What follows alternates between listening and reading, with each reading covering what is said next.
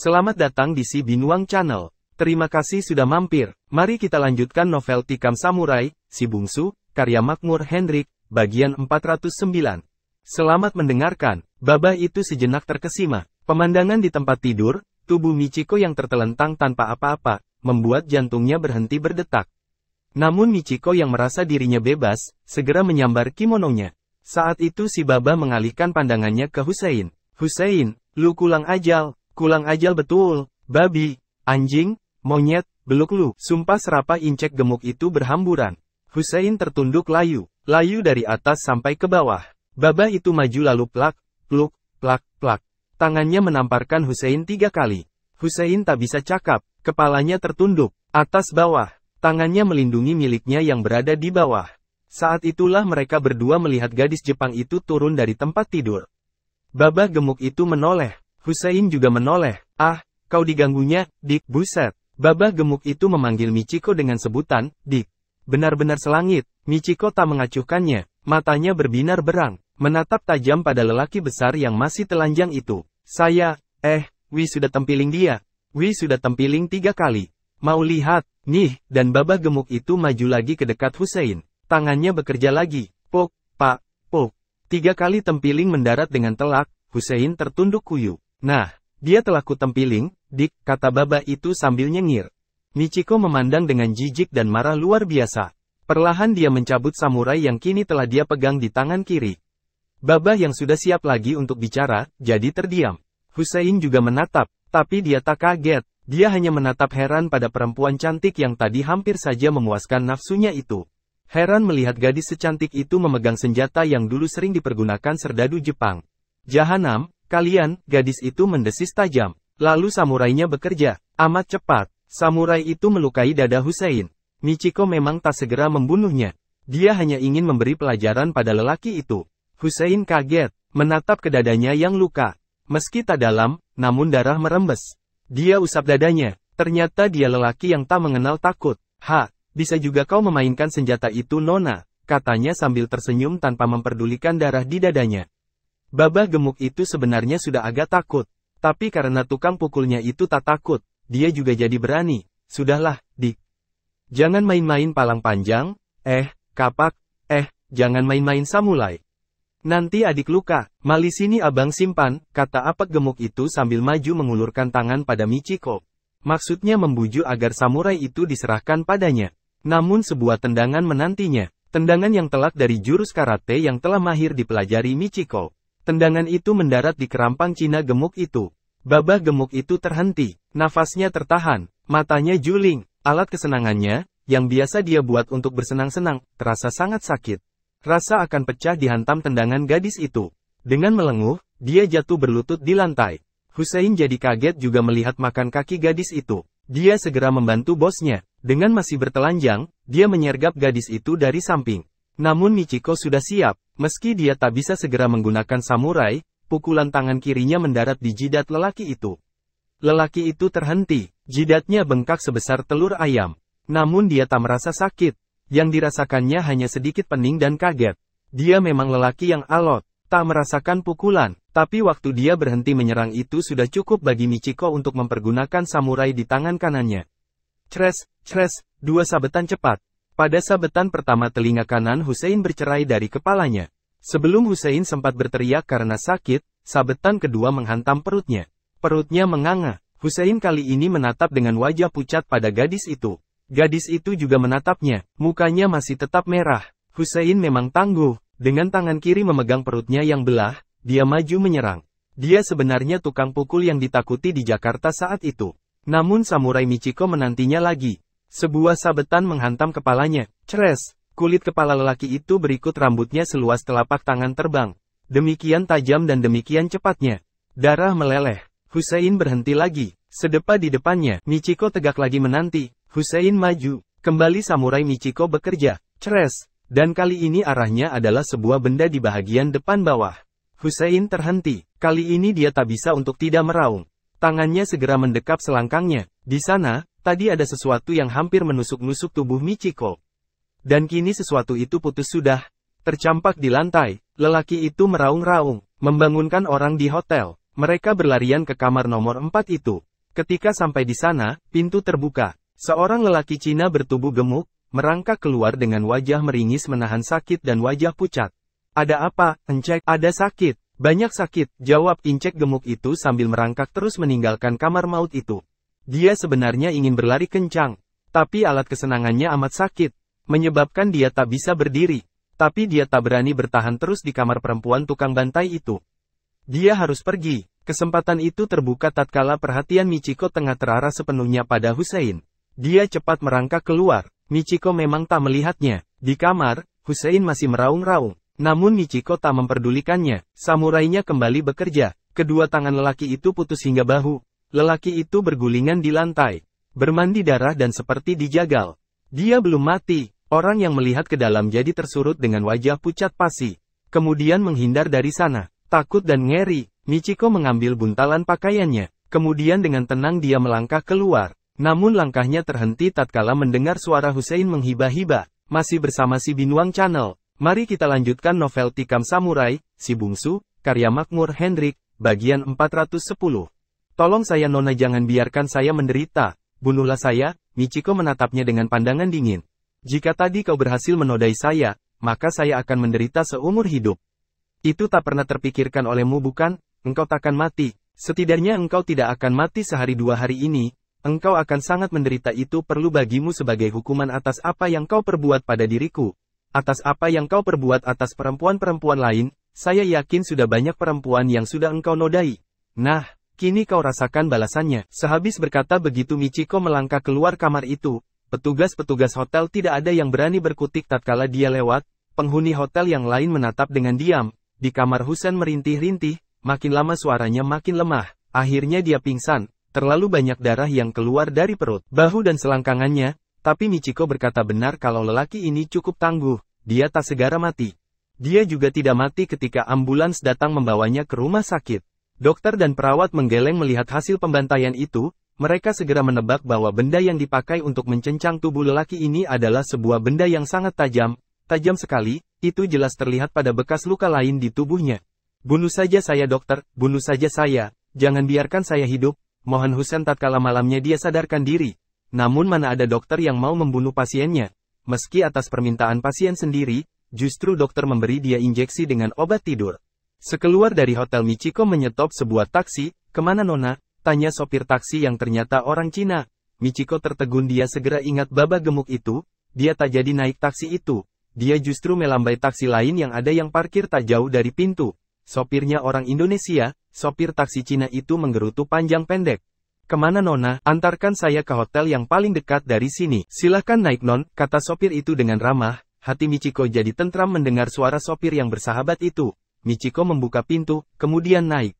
Baru datang di kota ini Nona? Tanya sopir tatkala taksi mulai berjalan. Ya, Nona datang dari Jepang.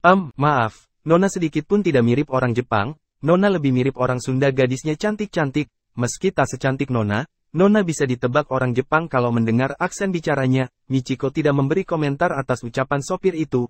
Dia memandang keluar, rasanya sudah lama dia berada di atas taksi ini.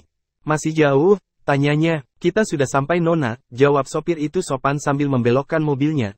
Michiko sempat membaca tulisan hotel di depan, hanya dia tidak sempat membaca nama hotel, karena terhalang daun pohon flamboyan yang tumbuh rindang. Mobil itu berhenti di samping hotel, sopir turun dan membuka pintu. Michiko turun dan mengucapkan terima kasih. Lewat samping sini aja Nona, lebih dekat ke lobi, ujar sopir itu. Michiko menuruti saran sopir itu, dia masuk lewat samping hotel itu. Begitu dia masuk, pintu di belakangnya ditutupkan, dan kini dia berada di sebuah ruangan yang besar. Michiko menoleh ke belakang. Sopir itu tegak dengan sopan, namun jauh berbeda. Walau masih terlihat sopan tapi wajahnya tersenyum licik. Dia mendengar sesuatu di sampingnya. Ketika dia menoleh, alangkah kagetnya dia melihat ada baba gemuk itu. Ya, baba gemuk yang sepesawat dengannya, yang menyuruh Hussein menyergapnya di hotel angkasa. Kini, baba gemuk Cina yang tadi dia tendang kerampangnya itu duduk di sebuah kursi dengan senyum sumbangnya. Di sisinya tegak dua orang lelaki. Yang satu bertubuh besar seperti Hussein, yang satunya bertubuh kurus tinggi, di belakangnya berdiri sopir yang kelihatan sopan itu. Michiko masuk perangkap. Ya, itulah yang terjadi. Dia menyesal, mengapa tidak naik taksi yang disopiri Cina tadi. Padahal, kalau dia naik taksi itu pun kejadiannya tetap sama. kedua sopir taksi itu memang sudah dipasang oleh si Baba itu untuk menjebaknya. Apak gendut itu ternyata memimpin sebuah sindikat kejahatan di Jakarta. Ada beberapa sindikat saat itu di Jakarta. Di antaranya yang terkenal adalah kelompok Ular Sanca, Tongkat Mas, dan Kramat Sakti. Bidang usaha mereka mulai dari merampok, menodong, menyelundupkan candu ke Singapura, sampai menjual perempuan atau gadis-gadis dari berbagai kota di Jawa dan Sulawesi. Gadis-gadis itu dijual ke rumah-rumah bordir di Singapura ataupun Jakarta sendiri. Musuh berbagai sindikat itu adalah Sindikat 178, sebuah sindikat yang anggotanya terdiri dari ex-pejuang tanggal 17 Agustus tahun 45. Mereka dengan gigih memerangi sindikat bandit-bandit Jakarta, yang mengotori perjuangan mereka semasa revolusi. Si Baba adalah salah satu pemimpin dari 3 pimpinan Sindikat Kramat Sakti, komplotan yang bermarkas di sebuah gedung mewah, tapi sangat rahasia yang ada di Kramat. Dia mempunyai anak buah di berbagai posisi, mulai dari pegawai, sampai ke tukang copet dan sopir taksi. Kini Michiko berada di salah satu markas dari kelompok Kramat Sakti itu. Michiko menatap tajam si Baba gemuk itu. Kalau ada kesempatan, maka yang akan dibunuhnya pertama kali adalah si Baba itu, sementara si Baba gemuk itu berkeinginan pertama adalah menikmati tubuh gadis di depannya. Sudah sejak dari pesawat pagi tadi hal itu dia hayalkan. Kini hari sudah malam dan malam hari segala sesuatu bisa diatur. Michiko masih memegang samurai di tangan kiri, dia berpura-pura bersisir, dan dengan cepat dia mencabut jepit rambut yang berupa samurai kecil itu. Dengan penuh kebencian, dengan sekuat tenaga pada kesempatan pertama samurai kecil itu dia ayunkan ke arah leher si gemuk itu. Si gendut benar-benar tidak tahu bahaya yang mengancam jiwanya, dia masih cengar-cengir menatap dengan nafsu pada Michiko. Saat itu samurai itu bergerak ke arah lehernya, tiba-tiba lelaki kurus yang tegak di sampingnya bergerak cepat. Ternyata dia mempunyai penglihatan yang tajam. Dia melihat sebuah benda yang seperti terbang ke arah tenggorokan bosnya, dan tangannya bergerak. Dia berhasil memukul samurai kecil itu. Samurai itu terpental karena angin kibasan tangannya, tertancap di pintu. Michiko terkejut, si Baba juga terkejut. Mukanya berubah pucat dan meraba lehernya. Masih bersama si Binuang Channel. Mari kita lanjutkan novel Tikam Samurai, Si Bungsu, karya Makmur Hendrik, bagian 411. Leher gemuk yang hampir saja disikat samurai kecil itu. Dia menatap ke samurai yang tertancap itu.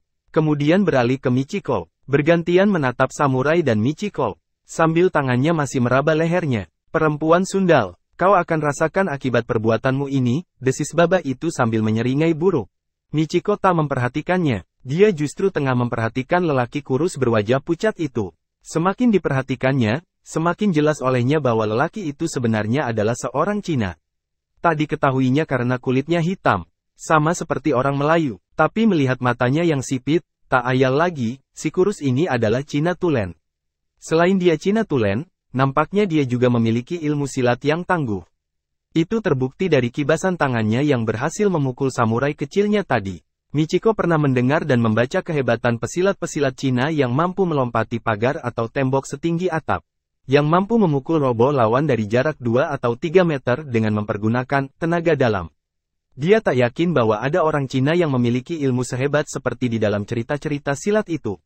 Namun apakah yang telah dilakukan Cina kurus jangkung itu sebentar ini? Bukankah hanya dengan kibasan tangannya saja dia telah membelokkan arah samurai kecilnya? Michiko tak sempat memikirkan terlalu banyak. Baba gemuk itu telah memberi isyarat kepada lelaki bertubuh besar yang tegak di sisi kanannya. Siapa di antara kalian yang berhasil menelanjangi perempuan itu, dia akan mendapat giliran setelah aku, Baba itu berkata dengan kurang ajarnya.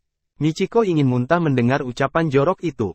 Lelaki besar itu maju. Nampaknya dia telah diberitahu bahwa gadis ini berbahaya. Begitu maju, tangannya telah memegang sebuah belati. Dengan gaya seorang yang amat ahli, dia mulai maju dengan mengayun-ayunkan pisau di depan tubuhnya yang agak membungkuk ke depan. Michiko masih tetap tegak di tempatnya. Tak bergerak sedikit pun. Dia telah bertekad, kalau dia tak bisa melawan orang-orang ini, maka dia akan menyudahi nyawanya sendiri. Dia akan bunuh diri sebelum dinodai. Tapi dia bersumpah akan membunuh Baba gemuk itu sebelum dia bunuh diri. Dia benar-benar berharap dapat melaksanakan sumpahnya itu. Lelaki itu tiba-tiba menyerang. Pisaunya bergoyang cepat sekali di depan dada Michiko. Michiko bukannya tak tahu itu adalah sebuah tipuan. Dia tetap diam. Dan benar, kaki lelaki itu ternyata dengan cepat menyapu kaki Michiko. Maksudnya ingin agar gadis itu terjatuh. Dengan demikian bisa dia tindih. Namun Michiko adalah Michiko. Dia telah belajar cukup banyak dari Zatoichi. Dia telah belajar banyak dari Tokugawa. Dan dia telah belajar banyak dari Kenji, teman si bungsu dan abang Hanako. Bukankah dia tinggal bersama Hanako lebih kurang setahun? Selama itu pula dia belajar karate dari Kenji. Kini, Michiko adalah seorang pemegang sabuk hitam karate. Sistem pelajaran yang dipakai oleh Kenji untuk membekali Michiko adalah sistem memintas. Hingga memungkinkan gadis itu memiliki bekal yang lebih daripada cukup. Ketika kaki lelaki besar itu menyapu kakinya, dia justru memajukan kakinya selangkah ke depan. Dan serentak dengan itu tangan kanannya terayun dalam bentuk sebuah pukulan yang telak. Perak, pukulannya mendarat di hidung lelaki besar itu. Lelaki itu seperti tersentak, kepalanya seperti ditarik ke belakang dan hidungnya bocor. Darah segar mengalir dari hidung yang pecah itu. Bukan hanya si gendut, tapi lelaki Cina kurus kerempeng yang tadi memukul samurai kecil Michiko itu pun jadi kaget. Serangan gadis itu demikian cepat dan demikian telaknya. Lelaki besar itu menggeram. Tangannya yang tak berpisau menghapus darah yang meleleh di hidungnya. Sopir taksi tadi pun, yang saat itu tetap tegak di pintu, jadi kaget. Namun mereka adalah bandit-bandit ibu kota yang tak mudah gentar oleh bahaya. Apalagi kalau hanya terhadap seorang gadis, cantik pula. Bos mereka telah menjanjikan bahwa siapa yang berhasil meringkus gadis itu akan mendapat giliran pertama menikmati tubuh gadis itu, setelah si bos. Pernyataan demikian membuat mereka terangsang dan bersemangat untuk menundukkan Michiko. Lelaki berpisau itu maju lagi. Kini dengan lebih berhati-hati. Dia telah kecolongan. Michiko masih belum mau mencabut samurainya. Dia ingin menghemat tenaga dan kecepatannya. Lawannya yang dia taksir berbahaya adalah lelaki Cina kurus tinggi itu. Maka dia harus menyimpan kepandaian bersamurainya untuk menghadapi lawannya yang kurus itu. Kalau kini dia menggunakan samurai, dia khawatir permainan samurainya bisa dibaca oleh si kurus. Itu sudah tentu membahayakan. Karena itu, ketika si besar itu menyerang, dia masih mengandalkan ilmu karatnya. Lelaki itu maju dengan sebuah tusukan pisau yang cepat kerusuk Michiko. Michiko mengelak dengan mengalihkan tegak kakinya. Lelaki itu tahu, dia menyabetkan pisaunya ke kanan, hampir saja menebas perut Michiko. Untung gadis ini juga cepat melompat mundur. Tegaknya justru mendekat ke dekat sopir taksi tadi. Sopir itu menatap heran dan kagum. Dan saat itulah Michiko mencabut samurai. Sopir taksi itu masih belum sadar akan bahaya yang mengintainya. Dia menyangka bahwa gadis itu hanya sekedar bermain tongkat. Michiko menanti si besar berpisau itu menyerang kembali. Ketika lelaki itu kembali menyerang dengan menyabetkan pisaunya, Michiko seperti akan menangkis dengan samurai. Namun dia sama sekali tidak menangkis serangan pisau itu. Melainkan mundur selangkah lagi, dan samurainya justru membabat ke belakang, ke arah sopir taksi yang masih tegak di dekat pintu. Cres! Samurai itu memakan bahunya. Sopir taksi yang sok sopan itu benar-benar tak pernah menduga bahwa dirinya akan dimakan senjata gadis cantik itu. Dia sebenarnya seorang pesilat aliran Cimande. Begitu bahunya termakan samurai, dia segera memasang kuda-kuda Cimande. Tangannya bergerak seperti akan bersilat. Tapi apa hendak dikata, gerakannya itu sudah tinggal sekedar laga saja. Tak ada gunanya. Bahunya telah dibabat samurai yang alangkah tajamnya. Mata samurai itu menetak dan memutus tulang bahunya. Terus ke bawah membelah jantungnya. Demikian tajamnya samurai itu. Tubuh sopir itu belah dan mati sebelum jatuh ke lantai. Sekali lagi babak gemuk itu jadi pucat dan sekali lagi Cina kurus tinggi itu dibuat kaget bukan main. Masih bersama si Binuang Channel. Mari kita lanjutkan novel Tikam Samurai, Si Bungsu, karya Makmur Hendrik, bagian 412. Samurai Michiko hanya sekejap berada di luar sarangnya. Tak sampai 5 hitungan cepat. Begitu dicabut, dia melangkah ke belakang, samurainya berkelebat, membabat bahu sopir itu dan snap, masuk kembali ke sarungnya di tangan kiri Michiko. Kini dia tegak dengan diam. Lelaki besar berpisau itu juga tegak. Kaget bercampur ngeri melihat ketenangan gadis itu membunuh manusia. Mereka bertatapan. Lelaki besar itu, juga seorang bandit yang sering menghantam mangsanya dengan kepalan atau dengan pisau, kali ini mulai hati-hati benar. Dia menggertak lagi. Michiko masih diam. Kakinya menendang cepat dalam suatu tendangan silat Mataram. Tendangan melengkung dari kanan ke kiri. Michiko bergerak cepat, kakinya melesak maju antara kaki kanan yang menendang itu dengan kaki kiri yang tegak sebagai kuda-kuda. Tendangan lelaki itu cukup cepat. Namun jauh lebih cepat lagi tendangan kaki Michiko. Tendangannya menghajar selangkang lelaki itu, menyebabkan lelaki itu tersurut 2 langkah. Dia meringis menahan sakit. Babah gemuk itu mengerutkan kening. Dia seperti dapat merasakan sakit yang diderita anak buahnya itu. Bukankah dia juga kena tendang selangkangnya di hotel angkasa tadi oleh Michiko? Bukankah dia terpaksa harus merangkak untuk meninggalkan hotel itu? Kini anak buahnya kena tendangan seperti itu pula. Dia dapat mengerti betapa sengsaranya anak buahnya itu. Tapi lelaki besar itu memang agak tangguh. Hanya sebentar dia mengerang dan mengerutkan kening. Saat berikutnya dia sudah tegak. Kali ini, dalam jarak 4 depa, dia tak lagi berusaha untuk maju. Tapi dengan ayunan yang amat cepat, dia melemparkan pisau itu ke dada Michiko. Lelaki itu juga dikenal sebagai pelempar pisau yang bukan main mahirnya. Tadi dia memang tak berniat melemparkan pisau itu pada Michiko.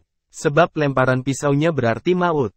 Dia tak ingin membunuh gadis itu. Sebab selain tak dibolehkan bosnya, dia sendiri ingin menikmati tubuh gadis itu terlebih dahulu.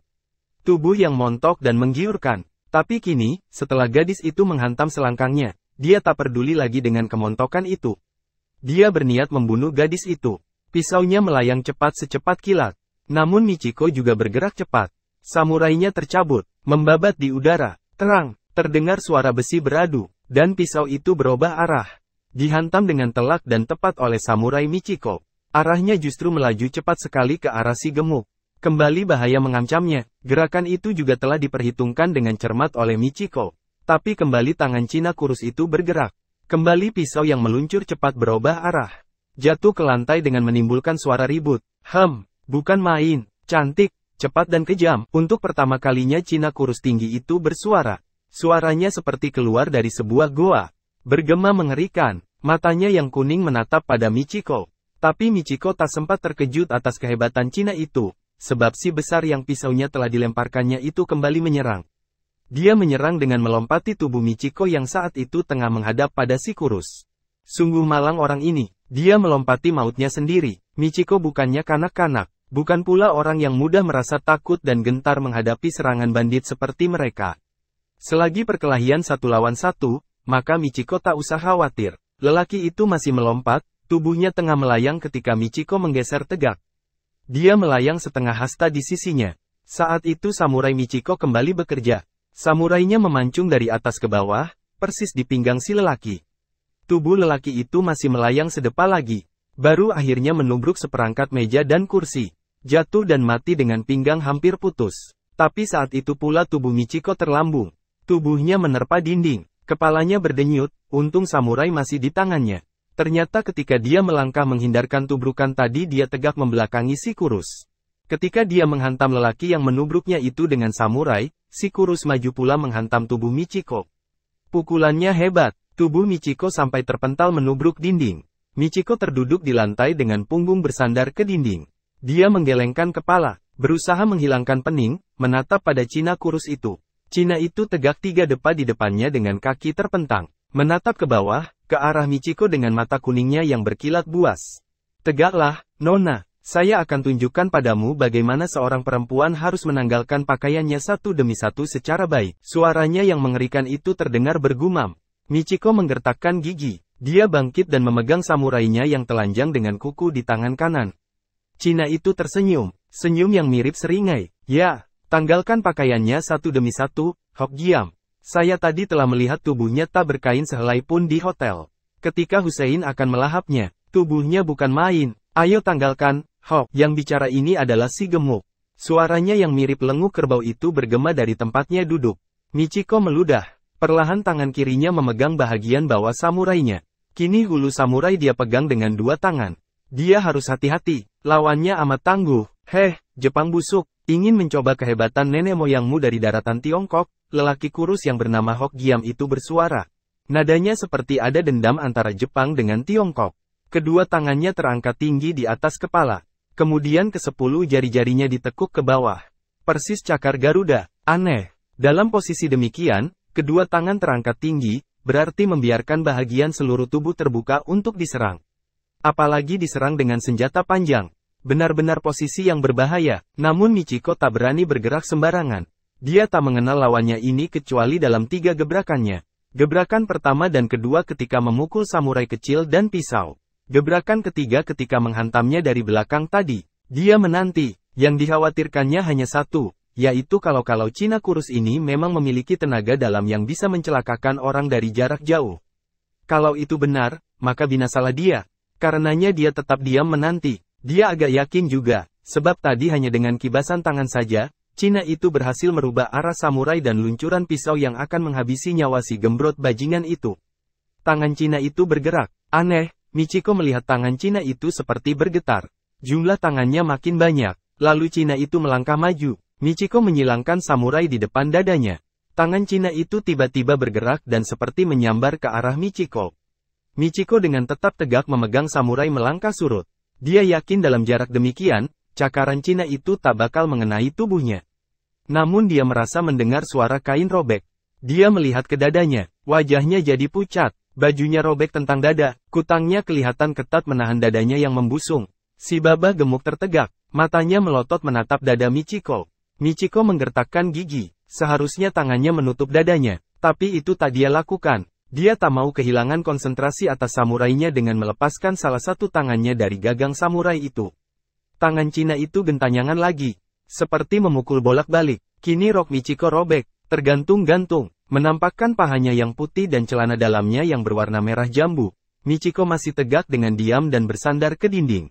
Dia tak peduli berpakaian atau tidak. Pokoknya dia tak mau melepaskan samurainya. Dia akan mempertahankan kehormatannya dengan itu. Si Baba melangkah ke depan. Ingin melihat lebih jelas tubuh Michiko. Michiko tegak dengan kukuh. Cina itu menggerakkan tangannya lagi. Waktu itulah Michiko menggulingkan tubuhnya ke lantai. Bergulingan cepat ke depan sambil menebaskan samurainya seperti kitiran angin ke arah kaki Cina kurus itu.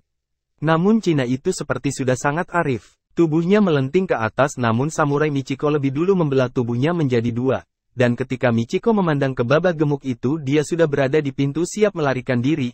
Namun tiba-tiba dari belakang tubuhnya, dia merasakan sesuatu menikam tubuhnya hingga tembus ke dadanya. Baba Cina itu mati dikarenakan tidak bisa menahan nafsu bejatnya terhadap perempuan. Masih bersama si Binuang Channel. Mari kita lanjutkan novel Tikam Samurai, Si Bungsu, karya Makmur Hendrik, bagian 413. Michiko memandang ke arah yang ditunjukkan sersan itu. Dia melihat rumah hijau yang ditunjukkan tersebut. Di depannya dia melihat sepeleton tentara tengah bersiap-siap untuk berangkat. Ada yang memakai topi baja. Ada yang memakai baret kuning tua. Harapannya untuk segera tiba di Minangkabau timbul lagi. Terima kasih, Bapak baik sekali. Saya takkan melupakannya, katanya pada sersan mayor itu. Ah, saya tak membantu apa-apa Nona. Saya hanya menunjukkan jalan. Barangkali saja Nona bisa ikut. Saya doakan. Terima kasih, ujar Michiko sambil mengulurkan tangan. Sersan itu tersenyum dan menyambut salam Michiko. Gadis itu menenteng buntalan pakaiannya menuju ke rumah hijau itu. Kehadirannya di sana jelas saja menarik perhatian. Tentara yang ada di depan rumah itu terdiri dari pasukan-pasukan PGT dan tentara infanteri. Bisa kami membantu Nona? Seorang letnan bertanya. Terima kasih, saya ingin ikut ke Sumatera Barat. Ke Padang. Dapatkah saya bertemu dengan pimpinan Tuan? Akan ke Padang? Ya. Kalau bisa, silahkan masuk. Komandan ada di kamar nomor 2 itu. Si letnan menunjukkan kepada Michiko tempat yang dimaksud. Gadis itu masuk, diantar oleh si letnan. Letnan itu mengetuk pintu. Ketika ada suara menyuruh masuk, letnan itu masuk duluan. Menutupkan pintu di belakangnya. Michiko menanti di luar. Tak lama kemudian letnan itu keluar lagi. Silahkan, Michiko masuk. Di dalam kamar itu ada beberapa orang tentara. Seorang mayor duduk di balik sebuah meja. Selamat siang, kata Michiko. Mayor itu menanggalkan kacamatanya. Oh, ya, silahkan duduk. Silahkan, suaranya terdengar ramah. Michiko mengambil tempat duduk. Ada yang bisa kami bantu untuk Nona? Saya ingin ke Padang. 2 hari yang lalu saya telah mendaftarkan diri di penerbangan sipil. Ternyata penerbangan hari ini dibatalkan. Dari bahagian penerbangan sipil itu saya mendapat informasi bahwa ada pesawat militer yang akan berangkat siang ini ke sana. Saya berharap bisa ikut dengan pesawat itu. Ya, memang ada pesawat militer yang akan ke sana. Maaf, apakah Nona ada membawa surat keterangan? Ada. Michiko lalu membuka sebuah tas kecil. Mengeluarkan paspor, visa dan beberapa surat keterangan lainnya. Lalu menyerahkan pada mayor itu. Anda seorang turis? Ya, aneh. Maaf, maksud saya, adalah sesuatu yang agak luar biasa kalau memilih Sumatera Barat sebagai tempat melancong dalam situasi yang begini. Negeri itu sebenarnya memang negeri yang indah, Nona. Gunung berjejer, sawah berjenjang, ada ngarai dan air terjun. Bunga mekar sepanjang tahun, tapi saat ini masih bergolak. Kalau saya boleh menyarankan, barangkali bisa memilih Bali atau Danau Toba. Yaitu kalau ingin sekedar jalan-jalan. Michiko menunduk. Ada seseorang yang saya cari di sana, Mayor. Akhirnya dia membuka kartu. Nah, saya sebenarnya telah menduga hal itu. Kalau demikian lain persoalan. Apakah dia seorang yang telah lama di Sumatera Barat? Dahulu dia dilahirkan di sana. Tapi saya mengenalnya di Jepang. Dia baru datang dari Australia. Barangkali baru sepekan dua ini, dari Jepang dan Australia, ya. Mayor itu mengerutkan kening, menatap pada Michiko seperti menyelidik. Apakah dia bekas seorang sahabat? Tanyanya. Michiko ragu, tapi kemudian mengangguk. Seorang pemuda, Michiko tak menjawab. Maaf, saya hanya ingin memudahkan urusan Nona, ujar Mayor itu ramah. Ya, dia seorang pemuda. Mayor itu mengangguk maklum. Kemudian menoleh pada seorang staf yang duduk di meja di kanannya. Mengatakan sesuatu. Stafnya itu, seorang letnan, lalu berdiri.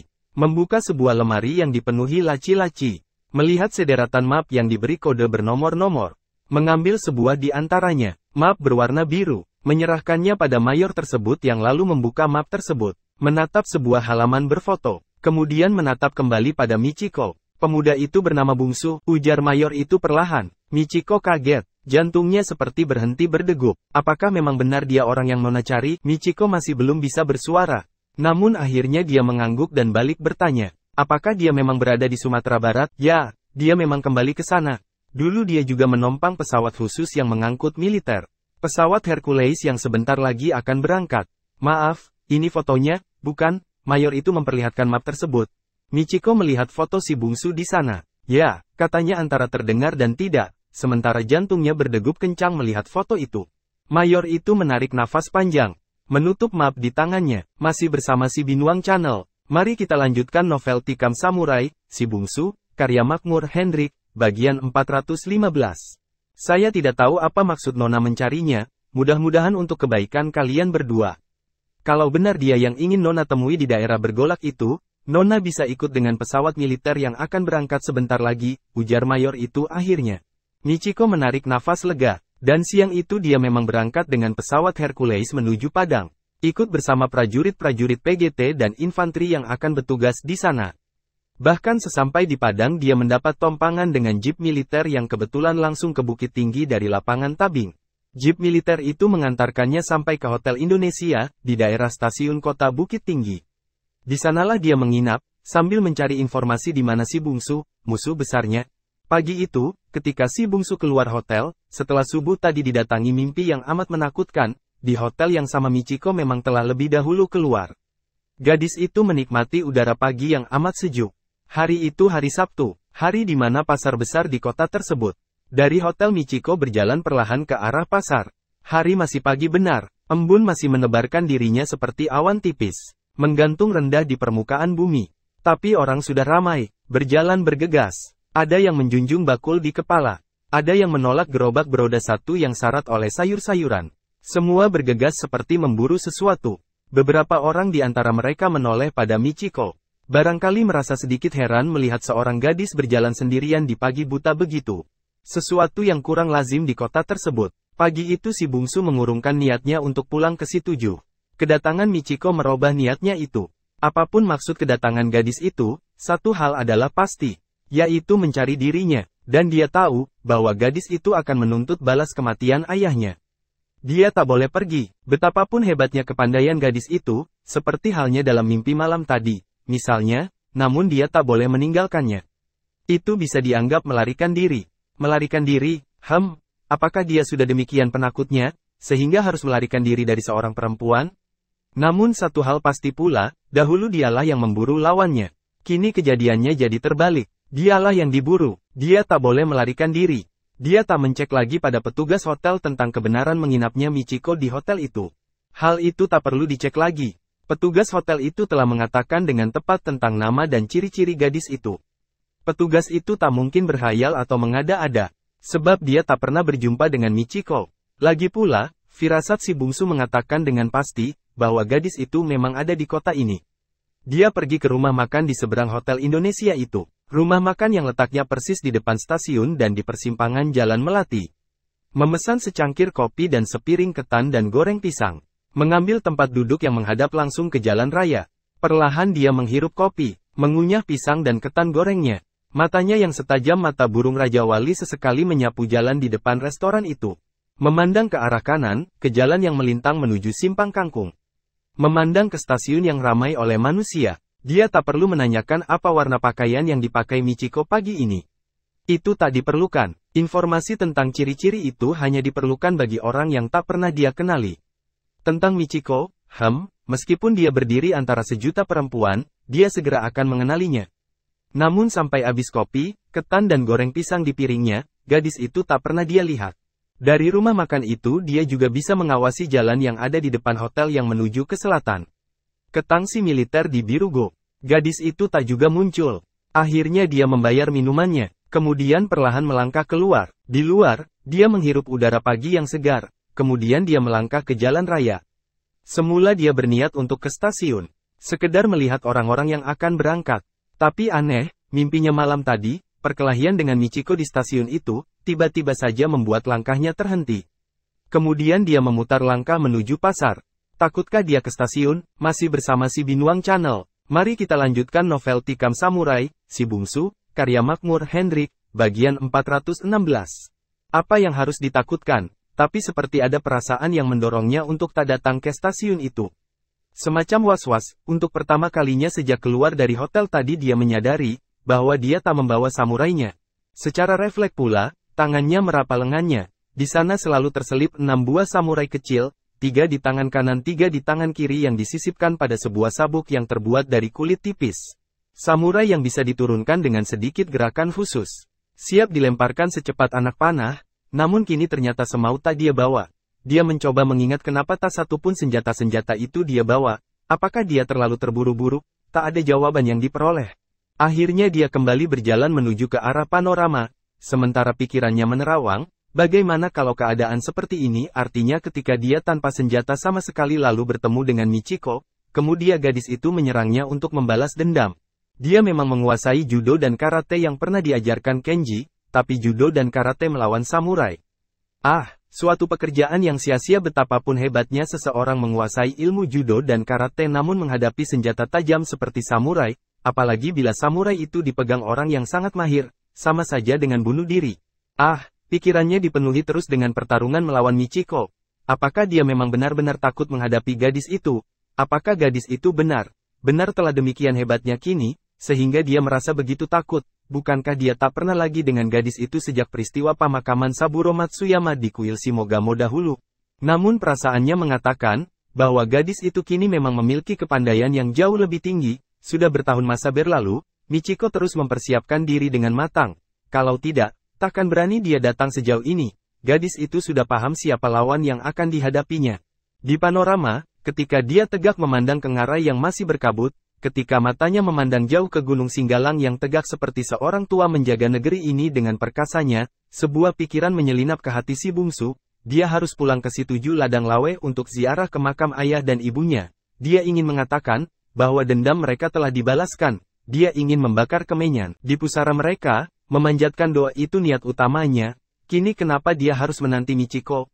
Dan kalau saja gadis itu tidak mau berdamai dan memang benar-benar ingin menuntut balas. Dan kalau benar kepandaiannya sudah demikian tingginya, hingga tak mampu dia melawannya, itu berarti maut akan menjemputnya sebelum dia sempat ziarah ke makam ayah, ibu dan kakaknya. Perjalanan jauh selama ini alangkah sia-sia. Tidak, hal itu tidak boleh terjadi, dia harus cepat-cepat pulang ke kampungnya. Tak peduli apakah dia akan dicap penakut karena melarikan diri dari Michiko, setelah ziarah dia tak peduli, soal dilayani atau tidak tantangan Michiko itu soal lain, pokoknya dia harus ziarah. Dengan pikiran demikian lalu dia melangkah lagi ke arah hotelnya, dia akan pulang dengan kereta api pagi ini. Namun ketika kakinya menjejak halaman hotel hatinya berdebar kencang sudah tibakah gadis itu di hotel? Di ruang tamu, pelayan yang tadi mengatakan padanya tentang kehadiran Michiko kelihatan tengah menulis di buku tamu. "Hai, ini dia bapak itu," pelayan itu berseru, si bungsu hampir terlonjak. Darahnya hampir berhenti berdenyut, jantungnya hampir berhenti berdetak. Ternyata gadis itu telah ada di hotel pikirnya. Bibirnya tiba-tiba kering. "Ada apa?" tanyanya setelah sejenak berdiam diri. "Tidak, saya gembira bapak sehat-sehat saja," jawab pelayan itu. Serur, darah si bungsu berdesir kaget. Ucapan pelayan itu seperti menyindirnya. Sehat-sehat saja, bukankah itu suatu sindiran langsung? Bahwa pelayan itu mengatakan kalau dia takkan sehat-sehat saja, kalau telah berhadapan dengan Michiko. Apakah pelayan ini telah tahu maksud kedatangan Michiko untuk membalas dendam padanya?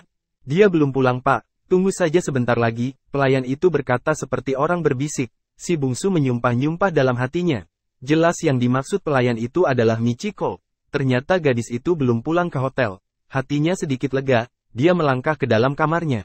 Saya berangkat hari ini, katanya sambil menerima kunci. Siang atau sore Pak? Pagi ini, ya, jangan terburu-buru Pak, tapi si bungsu mengacuhkannya. Dia membuka pintu kamar dan melirik ke kamar sebelah, ke kamar yang dihuni oleh Michiko. Kamar itu masih tertutup dan terkunci. Dia mengemasi barang-barangnya lalu membayar sewa hotel. Bapak akan kemari lagi, bukan? Tanya pelayan itu. Si bungsu tidak menjawab. Dia menjinjing tas kecil yang berisi pakaian, kemudian berangkat ke stasiun. Di stasiun Gebalau orang-orang ramai terdengar seperti lebah. Dia membalik karcis. Masih bersama si Binuang Channel. Mari kita lanjutkan novel Tikam Samurai, Si Bungsu, karya Makmur Hendrik, bagian 417. Masuklah Pak, sebentar lagi kereta berangkat, kata penjual karcis. Si bungsu belum sempat mengangguk ketika peluit panjang berbunyi. Tanda kereta akan berangkat. Dia melangkah ke peron, menyeruak di antara orang-orang ramai. Masuk ke kereta. Ketika dia terduduk di bangkunya, hatinya terasa agak lega. Kereta itu pun mulai bergerak. Suaranya mendesis, gemuruh. Angin dari sawah dari kampung tengah sawah yang berada di seberang stasiun menamparkan nampar wajahnya. Perasaan tenteram menyelusup ke hatinya. Dia menarik nafas panjang, rasanya lega benar meninggalkan kota ini. Makin cepat makin baik. Demikian takutnya kah anak muda ini pada Michiko? Apakah mimpinya malam tadi membuat hatinya jadi goyah? Tak ada yang tahu dengan pasti. Namun memang benar, bahwa hatinya amat lega dapat cepat-cepat meninggalkan kota itu. Entah mengapa, hatinya amat lega bisa cepat-cepat naik kereta api menuju Payakumbuh, untuk ziarah ke makam keluarganya.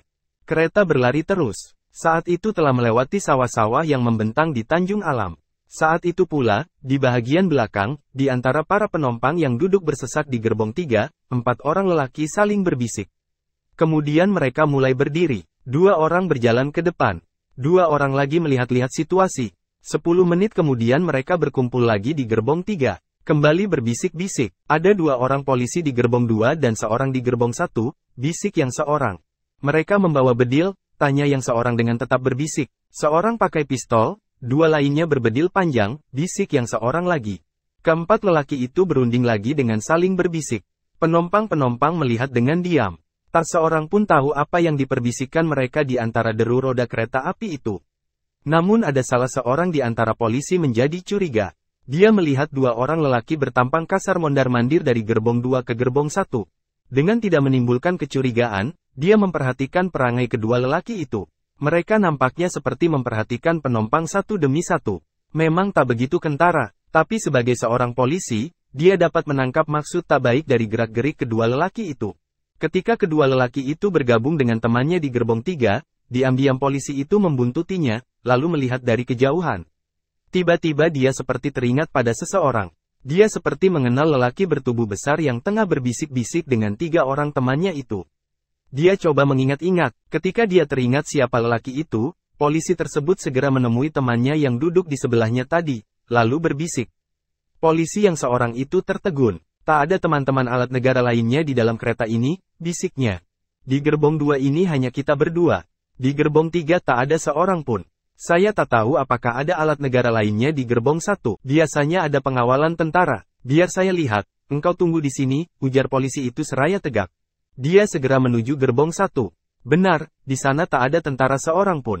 Dia hanya bertemu dengan seorang polisi lagi berpangkat komandan muda. Setelah memberi hormat dia berbisik pada polisi yang memakai tanda pangkat dari aluminium dengan 2,5 garis di kelopak bajunya itu. Polisi itu tegak, lalu sama-sama menuju ke gerbong 2, bergabung dengan polisi yang tadi mengintai keempat lelaki di gerbong 3 itu. Apakah pasti dia Datuk Hitam? Tanya komandan muda itu. Benar Pak, saya yakin itu pasti dia. Ada akar bahar melilit di lengan kanannya. Ada codet tanda luka di pipi kirinya. Nampaknya dia mengatur sesuatu bersama 3 temannya di gerbong 3. Dia berbahaya. Apakah kita akan bisa menangkapnya? Kita pasti bisa, Pak. Barangkali bisa. Tapi akan banyak jatuh korban di antara penumpang. Kemungkinan terjadinya hal terburuk itu, yaitu jatuhnya korban di antara penumpang menyebabkan para polisi itu berunding mencari jalan terbaik. Bagaimana penumpang tidak menjadi korban, tapi Datuk Kalera itu bisa diringkus? Kalau melawan dibunuh saja sekalian. Kereta api meluncur terus. Saat itu sudah hampir sampai di stasiun Baso. Ketiga polisi itu duduk kembali. Mereka tak ingin rencana mereka diketahui oleh kawanan Datuk Hitam itu. Ya, lelaki yang sedang berencana dengan ketiga temannya itu memang benar Datuk Hitam. Lelaki yang dulu akan merampas uang yang diberikan oleh si bungsu pada Reno dan suaminya yang tukang saluang di Los Galuang. Datuk itu adalah seorang penjahat yang baru pulang dari Betawi. Di ibu kota sana dia juga dikenal sebagai pemakan masak matah. Sebenarnya dia tidak bergelar datuk. Dia bukan pula ninik mamak.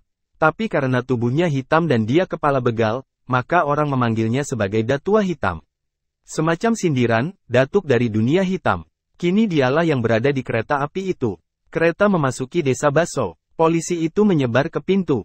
Namun mereka terkejut. Penumpang-penumpang juga heran. Kereta tak dilambatkan oleh masinis, tapi meluncur terus melewati Baso. Celaka, ada yang tak beres pada masinis. Bisik polisi yang berpangkat komandan muda, dia bergegas menemui temannya. Ayo ke depan, temui masinis, katanya. Masinis di belakang, kata polisi yang seorang. Di belakang, ya, lokomotifnya berada di belakang, nampaknya kereta ini datang dari Padang Panjang. Biasanya di Bukit Tinggi kepalanya ditukar, diletakkan di depan. Tapi yang satu ini nampaknya tidak. Kalau begitu mereka telah mengancam masinis, kata komandan muda itu. Ucapan polisi itu ternyata benar. Kawanan Datuk Hitam itu rupanya mengetahui bahwa rencana mereka dicium oleh beberapa polisi yang ada dalam kereta api tersebut. Maka salah seorang di antara mereka segera disuruh Datuk Hitam untuk menyergap masinis.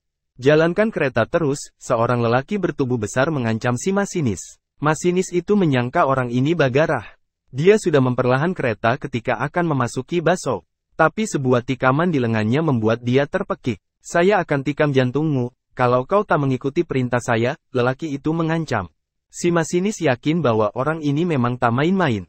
Dia jadi kecut, lalu kembali mempercepat keretanya. Orang-orang yang sudah berkumpul di stasiun Baso merasa heran ketika melihat kereta itu tiba-tiba menambah kecepatan. Lalu semua pada berseru, ketika kereta itu lewat di depan mereka dengan kecepatan yang dipertinggi. Tarik rem bahaya, komandan muda itu berseru. Dua orang di antara polisi segera menjangkau ke atas mencari tempat rem bahaya. Namun saat itu pula terdengar sebuah letusan. Salah seorang di antara polisi itu terpekik. Tangannya disambar peluru. Lalu terdengar suara mengancam dari arah belakang. Jangan main-main, kalau tak ingin kutembak. Mereka menoleh. Di sana berdiri Datuk Hitam dengan pistol di tangan. Orang jadi panik dan mulai berdiri. Kembali terdengar tembakan. Seseorang memekik, lalu rubuh. Terima kasih sudah bersama si Binuang Channel. Jangan lupa mampir pada bagian selanjutnya. Novel Tikam Samurai, Si Bungsu karya Makmur Hendrik.